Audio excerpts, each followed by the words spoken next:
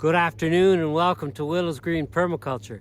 My name is Stephen Dixon and I'd like to talk to you today about the kind of tasks that we have to do in about the mid to late fall. One learning curve at a time. There's a lot of stuff to do in the gardens. Things like, look at that mat of fruits. You see, I'm going to put this on top of thick branches. Collecting seeds and seed heads. Looking for stuff we might want to propagate elsewhere. Broadleaf plantain. Some final harvests. What's the minimum temperature they tolerate? So spreading leaves in the garden. I'm going to give you some very useful advice to save you time in the early spring and have the soil life prepare your gardens for you. Aerate them, turn the soil, and make them fertile during the winter while you rest. Taking care of the nursery, looking for little surprise harvests. Problem is they grew around here, but not everywhere around here, so sometimes I'll be digging in areas I don't need to dig. And some planned on harvests before they're bedded down for the winter. Getting technical tasks done, things like making sure our culverts aren't all clogged, and basically getting the garden put to bed. If this is something you're interested in, then let's get started.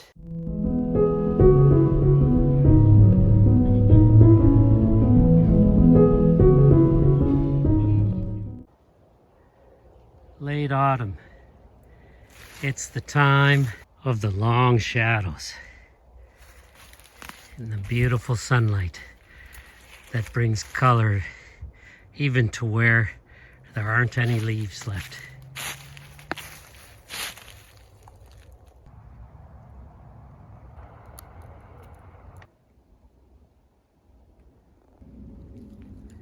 It's mid-November today. It's November 17th.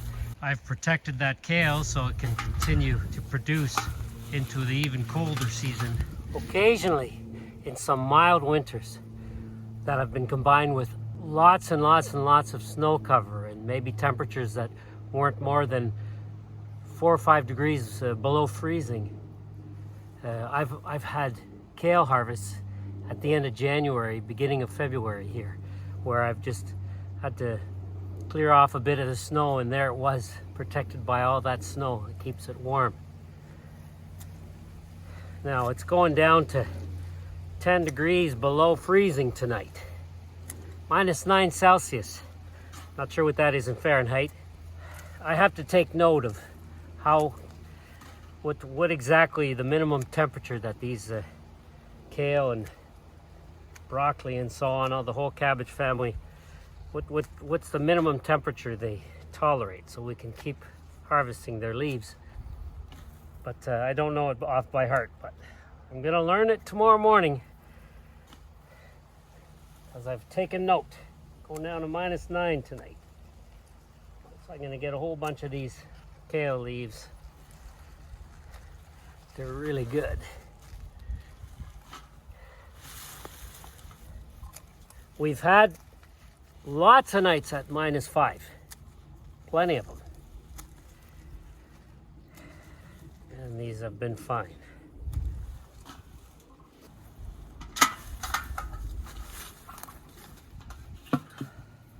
Some of the jobs are maybe less visually interesting.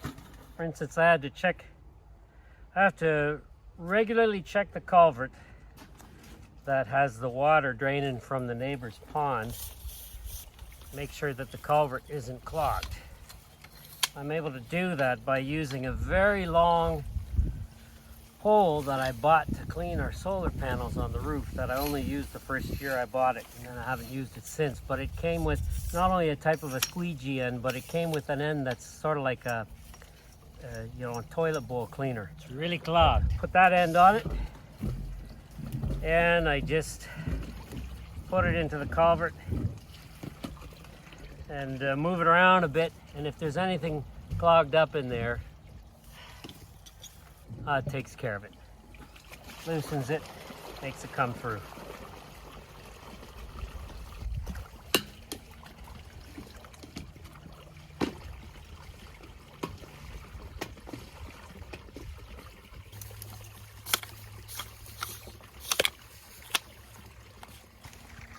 It might look like I put a very thick layer of leaves on the garden. It's several inches thick.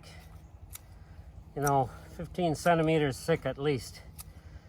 Some people will use landscaping fabric or some kind of thick black plastic to cover their gardens through the winter, keep the weeds down. Others will use cover crops, which I'm just starting to experiment with now. In fact, in one of my sorghum and millet gardens, I'm gonna use the stems that are still in place. I'm gonna flatten them down, see how much of the soil they cover, and finish the rest with leaves if needed. In fact, here is where I used some sorghum last fall as I was cleaning up the garden, and I put the sorghum stalks that were growing right here in between our tomato cages. Keep the weeds down between them. They're still there. That's a long time, that sorghum. But I'm going to experiment more with cover crops next year, maybe, especially with something like buckwheat and stuff like that. But the leaves, I find, work really well because they feed the soil at the same time through the winter. And so they definitely work better than the landscaping fabric or the plastic and so on, because those don't feed your soil, and in fact are probably leaching plastics and other chemicals into the soil, and you don't want that. These bags of leaves that I've checked carefully to make sure that there are only leaves in them are waiting to be put into the garden.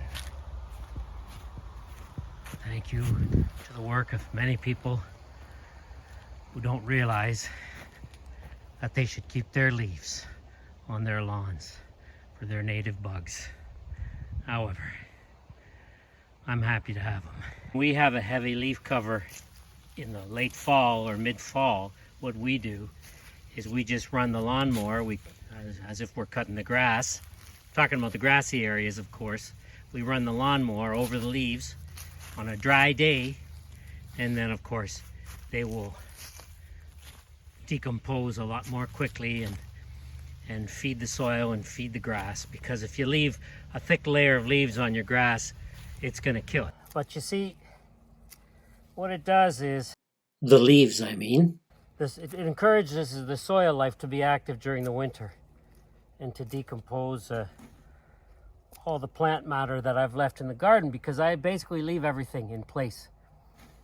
I only clear out the really thick, hard stems that are going to, maybe not decompose by the spring, but even some of them I'll leave in places that I need to build up a little bit. So like a bit of a hugelkultur, chinampa. I'll leave some of those big, hard pieces. But everywhere else, I'm just going to cut the plants down, put them down, put the leaves on top, and let the soil life, the fungus, the microbes, the worms, and everything else, take care of those. The worms will pull them down into the ground, will eat them and so on. And what's going to happen is, with all that movement in the soil, they're going to decompose everything, and they're just going to aerate the soil, so that in the spring, all I need to do, and that's because of all that leaf cover, because it maintains the temperature at a warmer temperature in the soil. And so it maintains that activity for a longer period during the winter. And in the spring, when it's time to plant, depending on what I'm doing, the leaves sometimes can stay in place, because that leaf cover will be a lot thinner in the spring, because a lot of the leaves will have been pulled down into the soil by the soil life, and a lot of the leaves will have also decomposed. And so if I'm transplanting larger plants, all I really need is to push the leaves aside, because they're not like wood chips. Wood chips, the problem with wood chips is if you plant tender plants into wood chips, the wood chips can tend to break their stems, with the slightest little movement of those wood chips, whereas leaves don't really do that. But if the leaf cover is too thick, or if I want to direct sow something with seed, obviously I can't really have leaf cover, I'll just rake it off in the spring, and I'll pick it up with my wheelbarrow, whatever, and I'll put it somewhere where I'm building the soil, or somewhere, for instance, if I'm working right here and I've got all sorts of leaf cover that I don't really need, but right beside me, I'm not working yet in the garden, I'll just transfer it to right there. So I put a thicker layer of leaves until I need it, because some areas I'll start planting in as early as the beginning of April. Sometimes even with certain things I'll be working in the garden in March, but mostly it's from the beginning of April right up until the end of June. I'm planting stuff, and so you know, from the beginning of April to mid-May, I have plenty of areas in the garden that I can just say, okay, I don't need the leaves here. I'll put them right there, because that's the thing. With the companion planting I do, I'll have different types of plants growing close together. So right here I'll have something like carrots that can go early in the garden, but beside them I'll have tomatoes that can go late in the garden. And so I can move the leaf cover from where I'm sowing the carrots to where I'm going to transplant the tomatoes later. And by the time the end of May or beginning of June comes along, that leaf cover that I moved at the beginning of April or mid-April or the end of April will have decomposed a lot more. And with something like tomatoes, I transplant them when they're fairly big, and so I don't even need to remove the leaf cover from the tomatoes when I transplant them in. I just push those leaves aside, put them in, and push the leaves back up around the base of the tomato. And that's one way how I can help my plants be drought tolerant. You know, I received a couple comments in my last video about sorghum. A couple people who had a rough time believing that sorghum can be drought resistant. But if you do the correct gardening practices, where you're using mulch, where you're amending the soil, you're adding organic material to the soil, and you're mulching as well thickly and deeply, then the soil is going to hold on to a lot of moisture. What I said about the soil life in the winter and what it does in aerating the soil and so on, and having all that leaf cover, so the water, when it rains, when there is rain, it will be able to penetrate deeply into the soil and stay there. And then with the thick mulch cover, that's going to hold on to that water. And then when I transplant stuff into the garden and then remulch with leaves and that kind of stuff, or when I'm weeding, when I'm pulling or cutting weeds and I'm placing them down at the base of the plants, once again, all that's going to decompose, and while it's there, while it's decomposing, it's shading the soil. It's protecting the soil from getting direct contact with the sunlight, and therefore it's maintaining its moisture. It's maintaining it's basically maintaining all that water. Now with big industrial farming, it's harder to do that, and I understand.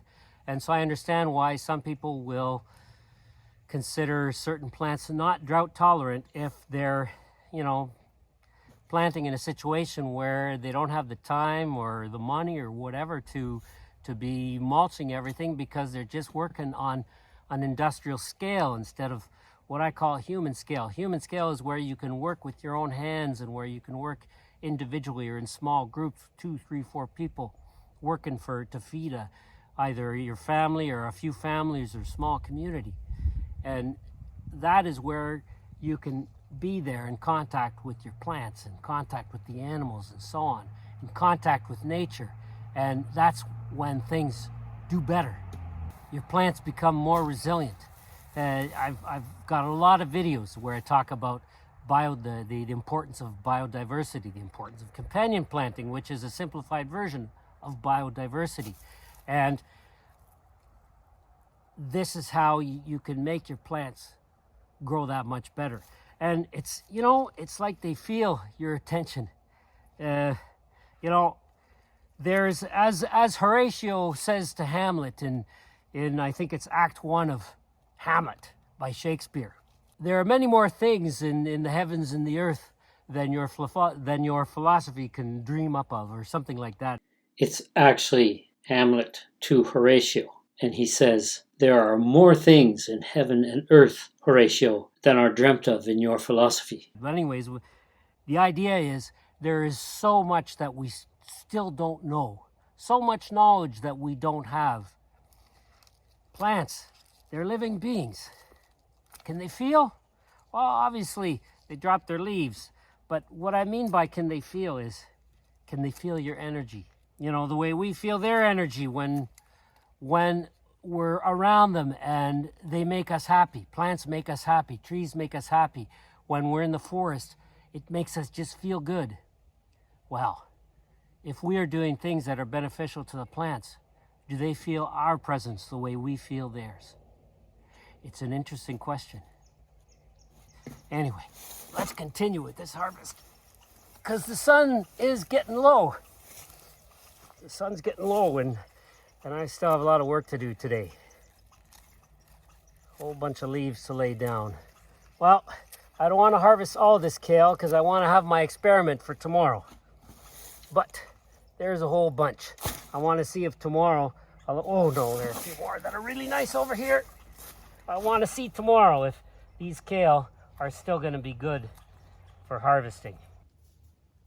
This is the next day, this morning actually, and it actually only went down to -4 Celsius. That's about 24.8 Fahrenheit, which is a temperature kale can easily tolerate. You saw that cartload of cabbage leaves and so on, and kale leaves that I harvested. Well, you're going to see it.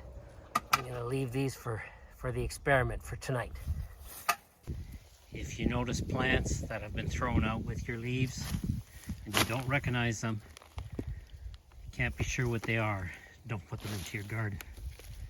These ones I'm going to take, they're going to help me build the chinampa,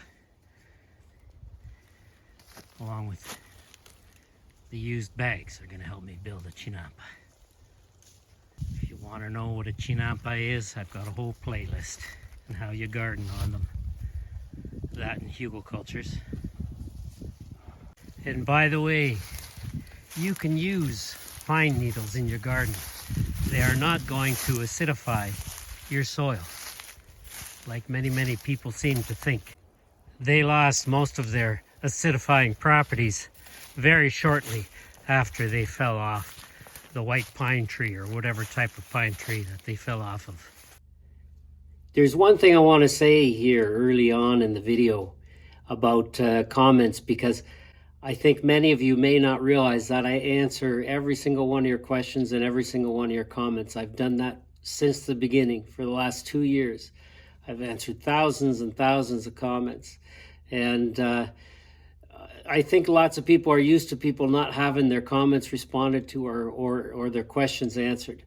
But if you leave a comment or a question and you're interested in hearing my response to it, check back and you'll see. Because I love to have conversations with all of you. I learn a great deal from a great many of you, and in fact from everyone.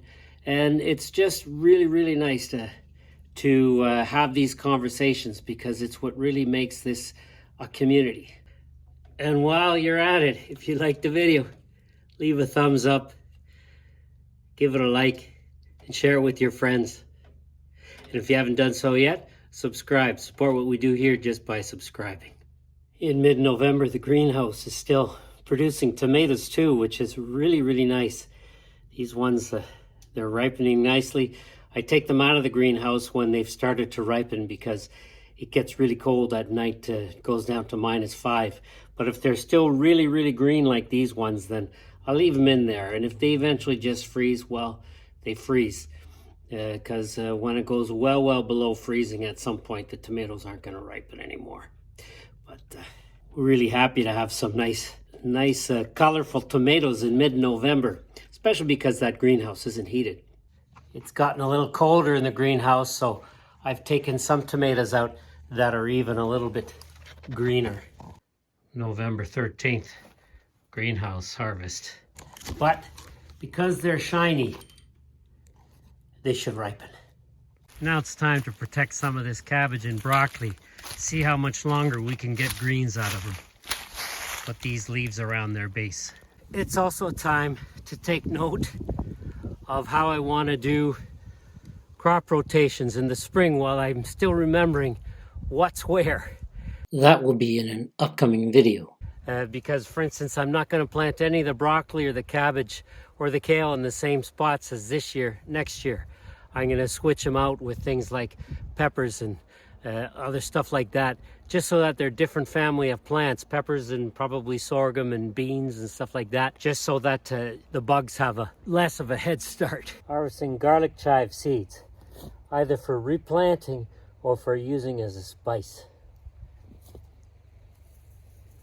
And I can see them now. Look, you can see them. When you can start to see the black seeds, you know that they're ready and ripe and ready to harvest. I like to, I don't want to wait too long, because I too many of them fall down, which is fine. If they fall down, they'll just regrow, which is great. Also didn't want to harvest them too early because they were pretty.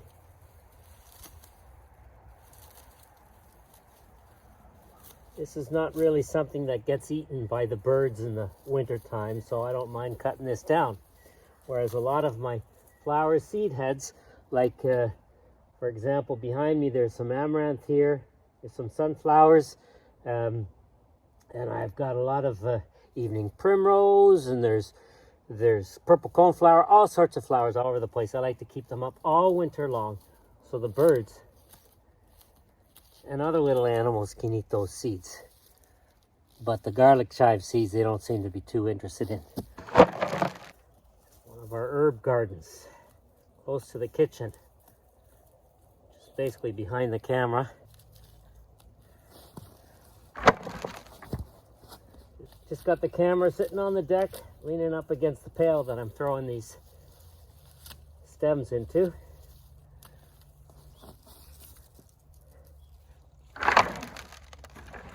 Throwing them in, standing up so they can continue to dry. We had several days of snow here. It's all melted. It's November 14th today.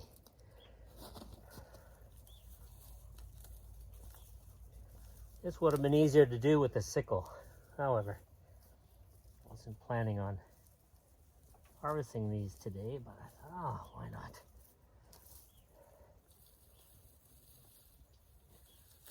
I like an easy harvest. And this is one of those easy harvests. It's nice and light. I'll leave these here because I'd like more growing in that corner. Let them fall. I like to collect the seed heads of many different native flowers so I can propagate them elsewhere. This is turtle head. And oops, you can see the seeds falling. There you can see in the cups, I've got other images, but these cups are full of seed. I got a pail here, I'm gonna just drop them into the pail. I thought you'd hear them, but whoa, the seeds are light. I leave most of these native flower seed heads in place all over the land because the birds need them for food in the wintertime and other little animals, rabbits, maybe sometimes. You know, in the wintertime, sometimes I see blue circles in the snow, and that's from rabbits eating buckthorn out of desperation because they can't find anything else. But there's something in the buckthorn that turns their pea photosensitive, and when the sun shines on their little round pea spots, the yellow spot turns blue. I actually haven't seen any more blue spots since about January, February 2020 because we've done so much native habitat restoration since then that the rabbits have plenty to eat in the wintertime. Anyway, and the other thing that many native insects use are the stems. They pass the winter in the stems.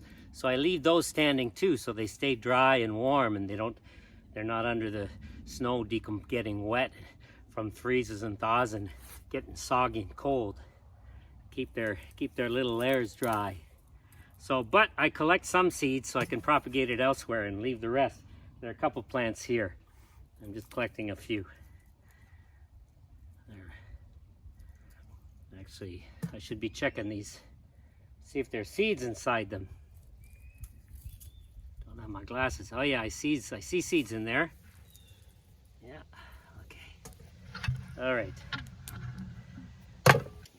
Lots of plants I will leave in place to let the animals eat them through the winter and let the wind carry off the seed. Like this is some goldenrod, some Joe Pye weed. This is some New England aster, more New England aster. Here's some yarrow. Here's some black-eyed Susan, wild bergamot, purple coneflower, Beatrice. Here's some evening primrose. That's over 2 meters, 6 feet tall. Some more New England aster. I can't remember the name of this. Sweet kale, Mirica Galli. But I see it's produced seed this year. I'm gonna collect some of this. This will be the first time I collected seed. This shrub is doing really well. I think this is it's called sweet oxeye. Here's some great blue lobelia. I'm gonna collect some of this too later. More New England aster. I remember when I propagated these, I just took a stem of these from somewhere else and pushed the stem into the ground right about here and left the seeds there for the winter. And then the next spring they grew. Some more yarrow. Some thimbleweed. Here's some plantain seed that I want to use in the kitchen. It's a good replacement for chia. It'll make bread and stuff where you're using gluten-free flour. It'll help, or it should anyway. I'm going to experiment with it. So this type of plantain right here, broadleaf plantain. You also have narrow leaf plantain, but this here is broadleaf plantain. There's some green seed here, so I'm going to leave it. This is pretty fresh seed. Usually in mid-November like this, the seed's all fallen, but this was a shady spot. So this is where I just harvested the sunchokes the other day for that video that I just put out a week ago. There we are. Beautiful plantain seed. You can also eat the leaves, but these are a little old. Almost forgot these outside.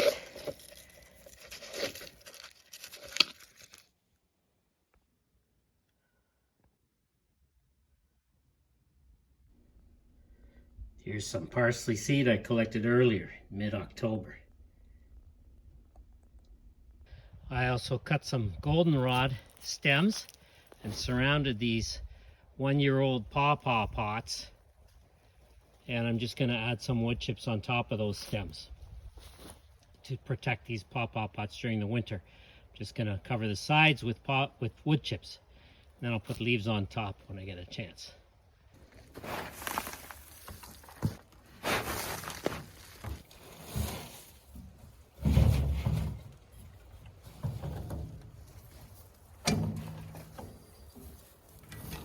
Sides of these pots.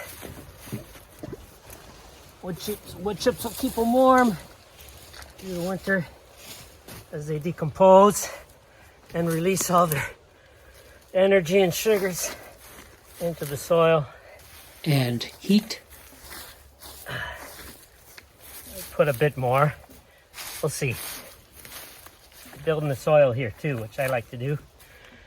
And now, so I got this nice layer of wood chips on top. I'm gonna just lay a thin layer of leaves. Oh, and I've got some pawpaw seeds. I have a dozen pawpaw seeds that I'm gonna be able to sow. And the same with my other pots. This is how I overwinter them. I just have to add leaves to the tops of them. But it's not time for that yet. The water's coming through nicely now, and the sediment is all dropped. I like to make sure there's a nice thick layer there so the sediment all drops here and is not carried along down. Almost forgot my tripod. Well, unipod actually. It's not 3 pieces, just one. Thing else I monitor for is that my shallow canals are flowing. Now, why are my canals shallow? It's because this is surface water. I don't want to be running groundwater to the creek. Groundwater's got to stay in the ground. This is surface water that has arrived out of that culvert that I just cleared. And you see, so I have to check for this type of thing. As you can see, there's a lot of vegetation here, but none of that is rooted in the canal. But I just have to check, make sure there's no blockage, but usually there isn't. I don't actually mind keeping it there. But from time to time I clear it out and put it up on the banks of either side to help build the soil of the banks of these little shallow canals. Cabbage, broccoli, cauliflower, and kale harvest after a couple days of snow because it's going to get pretty cold here. Cold enough to cook this stuff at night, -5 and lower. Got this out of the garden. There's still some in the garden just in case it decides to keep growing. Maybe we'll have a harvest in December, January. Part of our cabbage harvest. Now in the kitchen fridge. And the rest of it is in the freezer, frozen, cut up into slices. Time to see how the potatoes that I never plant grew this year. These ones I don't even throw any back in, they just keep growing every year. There's a whole bunch of creeping Charlie here. I know there were lots of potatoes here. This type, the Purple Peruvian. Yep, that's stone.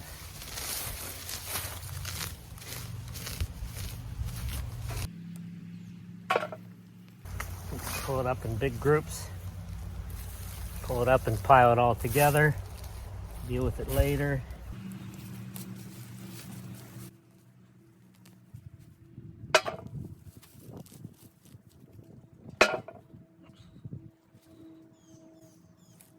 Yeah, I planted these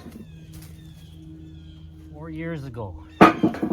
Harvest a little every fall, and they just come back. Don't throw them back in or anything. Next year, oh, this is sage. I'll plant this somewhere else. No, I'm gonna throw it back. Why not? Potatoes like it. Finish this area and throw right back. Stones.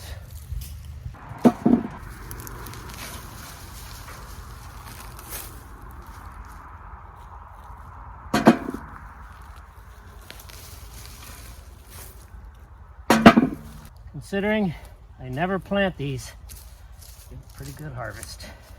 Plus I trim them down in the spring. Next year I'm not going to do that. I'm going to plant these with beans next year. Beans don't mind the competition.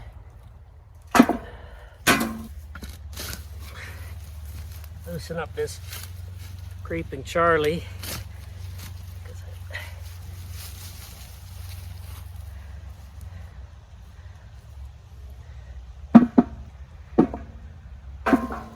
Stone. Sometimes I get bad deliveries of compost. I'm not happy about that when that happens. Go talk to the guy. Ask him what he's mixing in with his compost. Shouldn't be anything, but I don't realize that I know exactly what compost should look like and what other stuff that's been mixed into it looks like. This area was full of coral sorghum and millet and sunflowers, creeping Charlie, and of course these potatoes. And I kept cutting the potatoes down for the millet and the coral sorghum while they were still small, because when they're small they grow slowly. But next year I'm just planting teepees of beans here, and the beans grow quickly. So I shouldn't have to trim down the potato plants. And maybe I can get an earlier harvest too. Now these potatoes, especially this kind, you can practically leave them all winter and harvest them in the spring. These purple kinds, they don't rot. They're strong. A bit like sunchokes.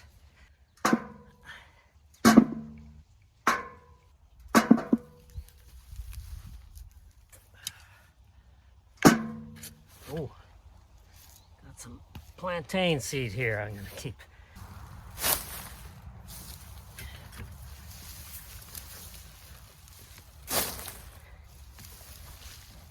This creeping Charlie, I'm gonna pile it all together and I'm gonna bring it out to the chinampa where I'm building the soil, because it's got a really thick root system, so it'll help build the soil. While not taking over, because it's just going to be put in amongst branches and stuff. and help me weigh those branches down so I can walk on top of them.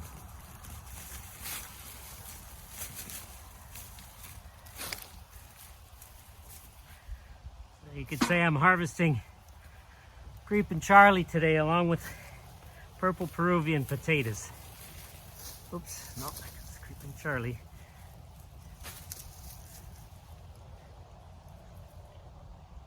I'm sure there'll be a few Purple Peruvian potatoes that get replanted with this Creeping Charlie.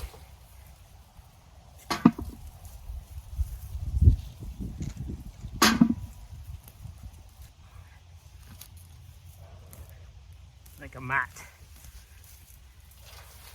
Creeping Charlie turns into a mat. Now you can actually make tea out of this. Use it like you would mint. Pretty sure it's in the mint family, although I don't know. But it can be used like mint. Actually smells kind of nice. And I don't mind it in the garden because it helps mask the odor of our vegetables. Oh, look at this mat of Creeping Charlie. My goodness. It's gonna be great. Or, whoa.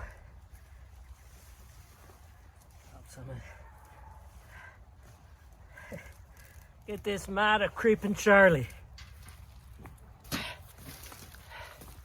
Yeah, well, it's going to the chinapa.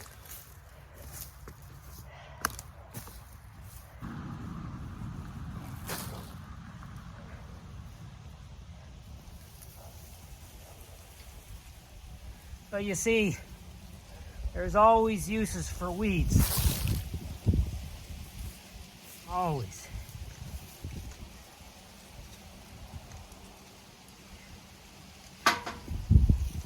You can add Creeping Charlie to salads too.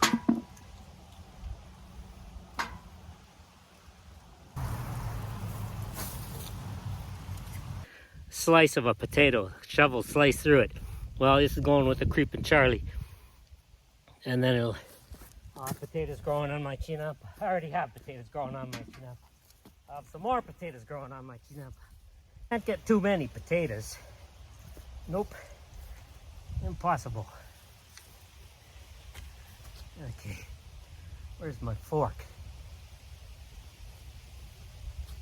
There it is. I gotta paint this fork red. Got two hand shears hiding in the garden here somewhere. Over that way. Close to my peppers. Haven't cleaned up my pepper area yet though, so still hoping to find them.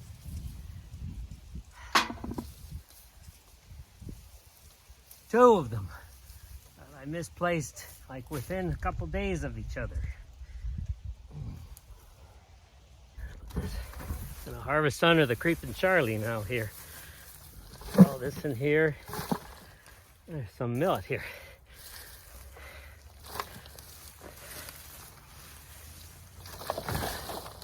Get the wheelbarrow out here. I don't think all this is gonna fit in here.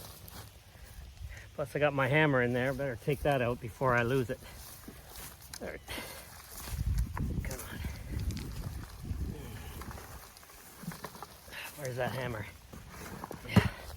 Otherwise the hammer's gonna end up being buried in the chinapa.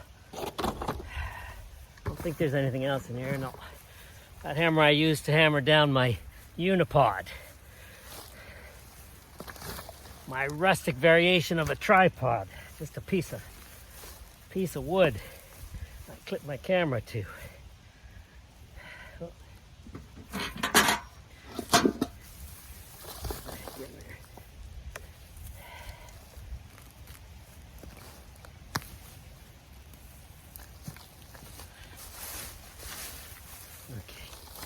Yeah, I'm gonna need my wheelbarrow for all this Creeping Charlie.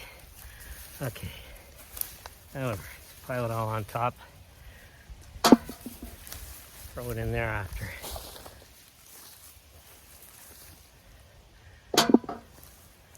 Dropping potatoes as I'm putting it in here.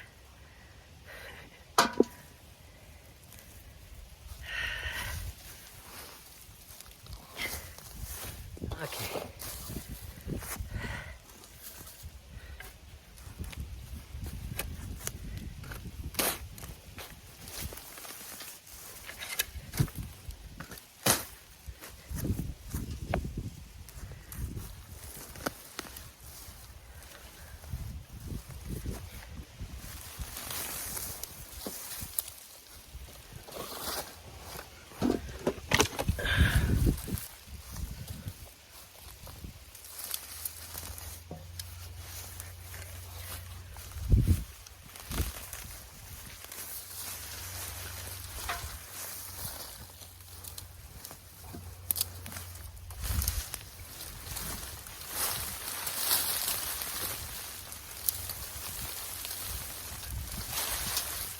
Look at that mat of roots.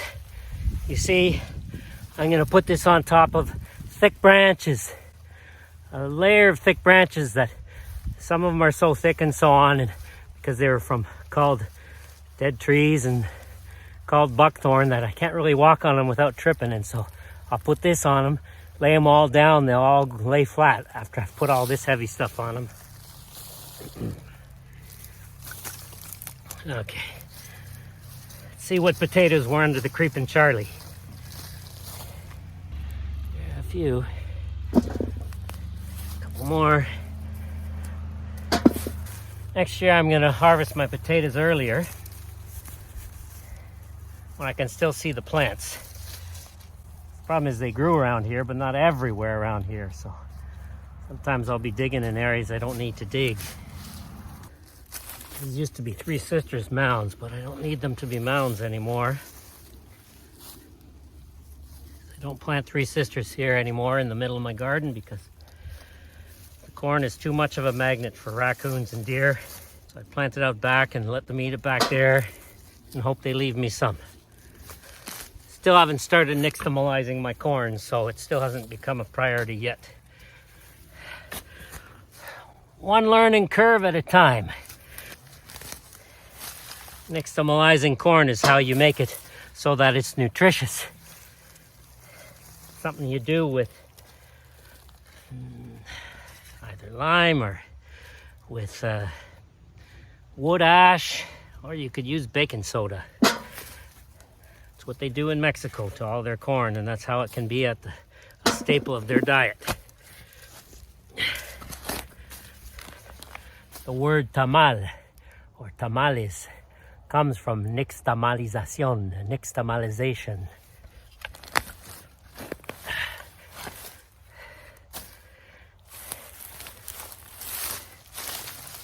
Oh, okay.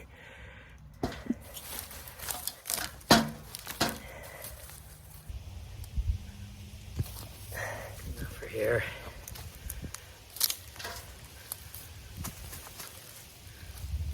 I'm going to continue in this area. After I'm done, I'm covering it with leaves, like I did over there. That's our main potato area that I covered with straw, and then I put leaves on top, and then there's our garlic, all covered in leaves. All I ever do with these purple Peruvians is harvest them. I don't even ever plant them. I don't even throw any back because I never get them all anyways. I see tiny ones sometimes, I don't bother digging for them. All I ever do is just harvest. No need to plant. Just like sunchokes. No need to replant every year. Next year, like I said in my last video, the complete guide to sorghum video, I mentioned that I'm going to simplify things.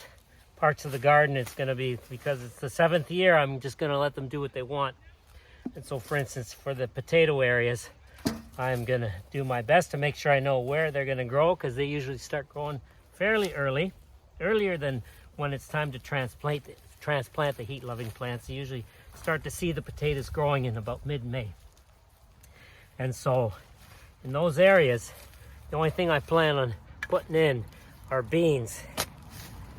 And then I'll mulch heavily, so that you know, with leaves or whatever I can find at the time. And then the soil will be easy to harvest from. It'll be nice and soft, malleable. And I'm going to try and harvest while I can still see the plants. rather than wait until mid-November.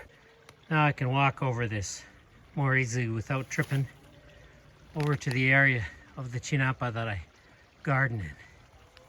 This is the chinampa work in progress.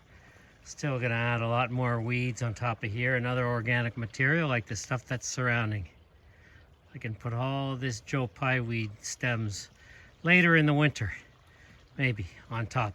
Early spring when the bugs start to come out of them. Part of today's harvest in a cupboard in the kitchen. Here's some curly dock, evening primrose, and plantain seed in here. Harvested from the garden as I've been cleaning up the garden for the kitchen.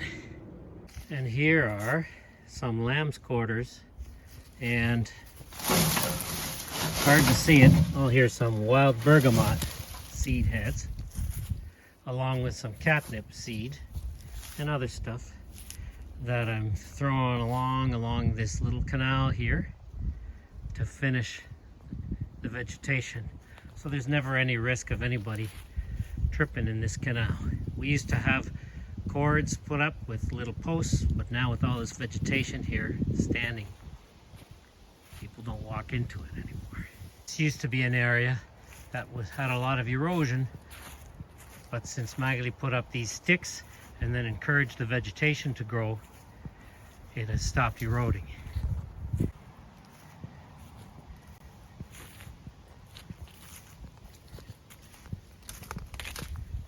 And there are hundreds of unharvested ground cherries which got cooked by the frost.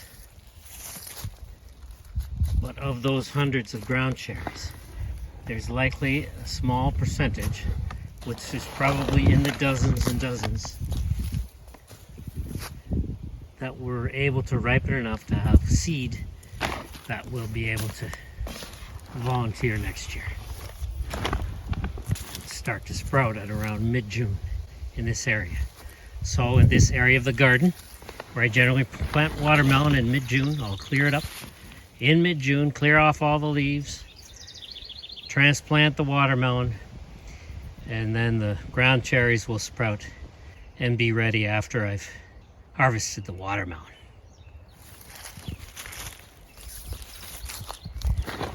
Here's a watermelon I missed. A whole bunch of ground cherry plants that sprouted while I was transplanting my watermelon in late June. Just give a couple plants a bit of a shake and see what fell to the ground. I got a couple here. I'll bring them inside and add them to the others.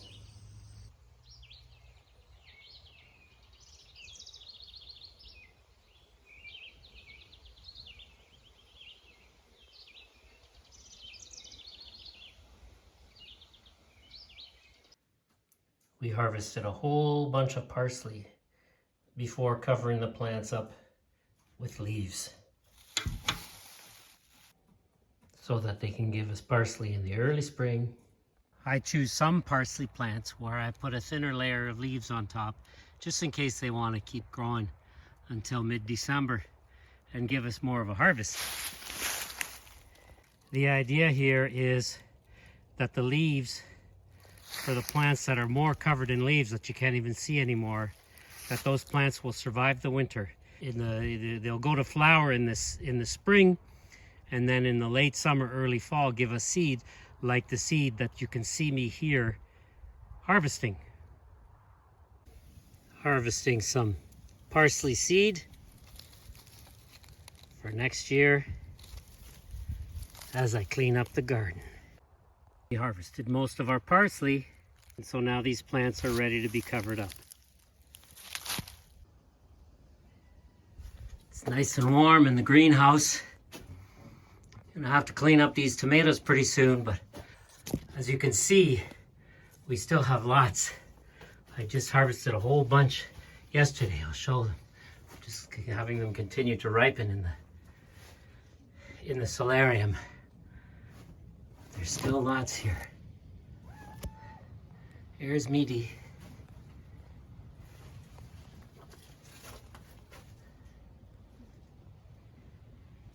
If I get a chance, I'm going to transplant these into the ground in here, see how they do through the winter. These have been in these little pots since May. They basically went dormant and dried up in the summer, but now they've revived.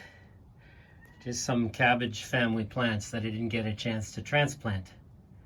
We'll see if I manage to transplant them. Oh, there's some chicory here too. I just brought them into the greenhouse a couple weeks ago, and they revived like this. I gave them some water and they revived.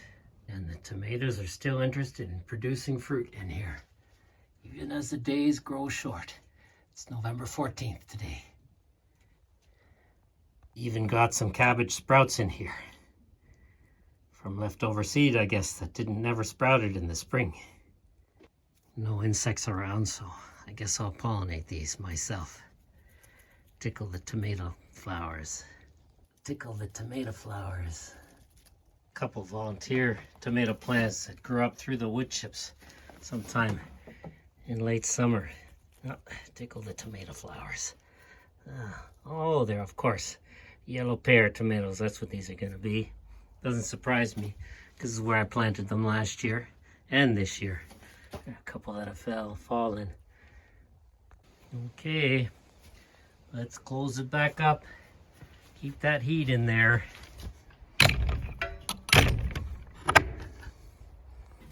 This is a good time of year to harvest Swiss chard. Swiss chard is good until many degrees below freezing. It's really, really delicious. Beet greens basically, but these aren't beets. This is Swiss chard, but you can do the same thing with beet greens. And of course, kale.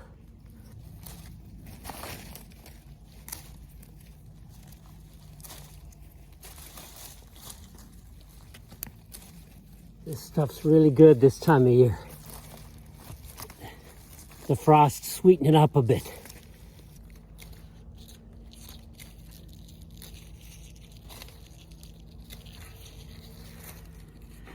Okay, we'll let it grow a bit more. Found another oak I want to identify. I had a stake here, but it wasn't painted in. So I'm going to stick in a painted one. I'll bring this in dried and paint it later.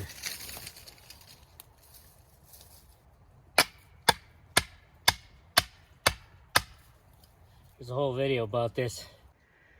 What I like about oaks is many of them hold on to their leaves all winter long, so it makes it real easy to identify them during the winter.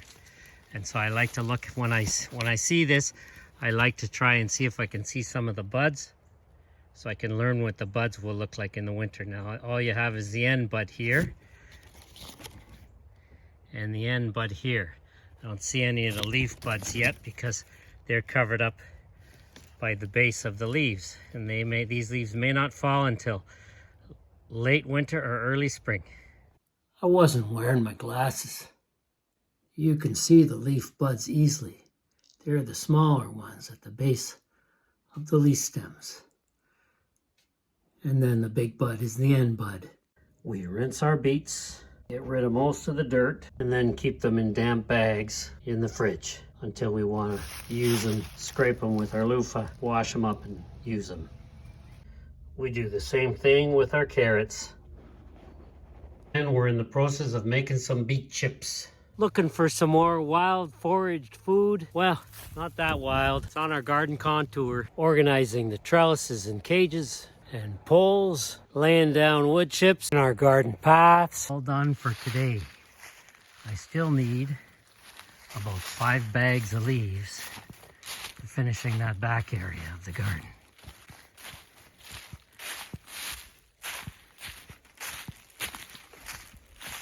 Here, I want to cover this up. I added a bit of compost here for the loofahs for next year. I'm not putting any sorghum on those cattle panels next year, just loofahs and maybe a few beans. And I still need to cover the bases of those cabbages there and those over there. And I need a bit more leaves for half of the tomato section here. That's it. I hope you enjoyed the video. I hope you learned something from it and you found it useful. Thank you very much for watching. Have a wonderful week, and we will see you next time.